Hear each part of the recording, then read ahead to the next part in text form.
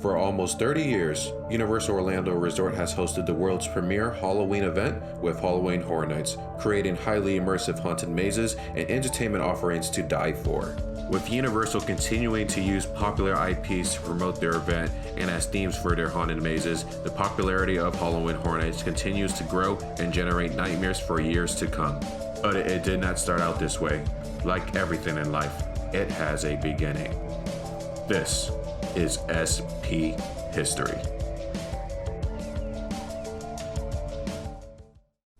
On June 7, 1990, Universal Studios Florida opened in Orlando, Florida to the public and was touted as a theme park with a working motion picture studio and where guests could ride the movies. They had such attractions as Back to the Future the Ride, E.T. Adventure, and Jaws the Ride, many based on Universal properties. After a rough start with certain attractions not being able to operate properly, they would eventually find their footing and become a household name in the theme park industry. But in 1991, Universal had an idea to create a Halloween event where they could create a Mardi Gras-esque party with a ghoulish vibe. With that concept, Halloween Horror Nights was born, but not under that name. Universal Studios Fright Nights was the inaugural Halloween event at the park. It was held on 3 separate nights during late October in 1991. Their slogan being, "Dying for a good Halloween party," Fright Nights had a variety of entertainment showings throughout the night that was scattered around the park. Only featuring one haunted maze, the event was composed mostly of nightly shows that had ghouly themes. Such shows would feature some of the classic Universal monsters such as Frankenstein's monster and Dracula, and others who would serve as unofficial icons of the event that year as they were seen on the marketing. Beetlejuice was also featured in his own show with Beetlejuice Dead in concert. Within these entertainment offerings came one of the traditional aspects of the event, the Chainsaw Drill Team. They were born as a show called Chainsaw Massacre, where chainsaw-wielding maniacs tortured their victims on stage.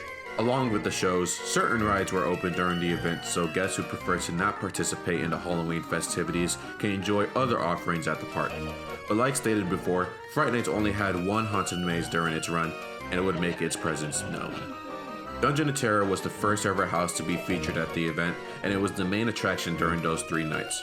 With their lines reaching a 3-hour wait every night, guests would venture into a 12-minute long maze that would delight and terrorize all guests who entered. Located in the at the time Jaws Q building, the theme of the maze was set in a maniacal dungeon where freaks ruled and guests would be tortured. Each of the scare actors would be unique as they provided their own costume and makeup and would use different tactics to scare guests within the dungeon's walls. With the maze being in the Jaws Q, it would add a claustrophobic effect that Universal was looking for.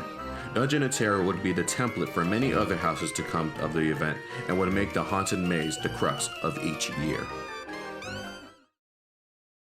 Though being mostly consists of Halloween-themed live entertainment rather than a collection of mazes, Universal Studios Fright Nights is an important part of the history of Halloween Horror Nights as it was the first spark to ignite a future massive event. The blueprint was created by Universal with this event and would show what Halloween can be at the park. This would convince other theme parks to create their own event and garner the same success that Universal had.